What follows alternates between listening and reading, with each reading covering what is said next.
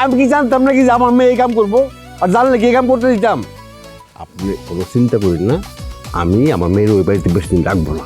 আরে ভাই, আপনার মাইয়া তো আগেই বিবাহ করছে, তার আপনি আনবেন কেমনে? তারা বিবাহ করছে মানে তার কোনো প্রমাণ আছে? আব্বা তোমার কি সে কাবিন দেখাইছে? আরে কাবিন লাগে না, কাবিন লাগে না, মেয়ে নিজে স্টেটমেন্ট দিছে তালুকদারের বলার পক্ষে। এখন আর কাবিন দিয়ে কি হইব? কাবিন দেখাইলো আমি এই বিয়ে মানি না, কাবিন না দেখাইলো আমি এই বিয়ে মানি না। আপনি কোনো চিন্তা করেন না, এই ব্যবস্থা আমি করে ফেলবো, আপনি একদম নিশ্চিত থাকেন।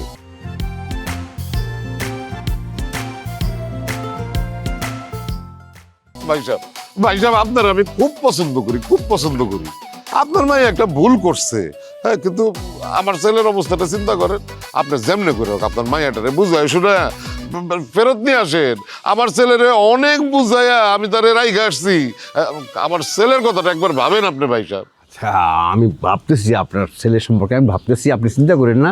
কয়েকটা দিন পরে আমার মেয়েটাকে আমি নিয়ে আসবো, আপনি চিন্তা করেন না, খালি আপনি কয়েকটা দিন অপেক্ষা করেন। আরে অবশ্যই অপেক্ষা করবো, অবশ্যই অপেক্ষা করবো ভাই সাহেব। তবে একটা কথা মনে রাখেন, মানে একটা বিবাহিত মাইয়া আর একটা অবিবাহিত মাইয়ার দামে কিন্তু একটু হেরফের আছে। আপনি এইটা একটু মাথায় রাখেন। মানে আমার ছেলেটারে খালি একটু কোনো কিছু দাঁড় করে দিতে পারলে।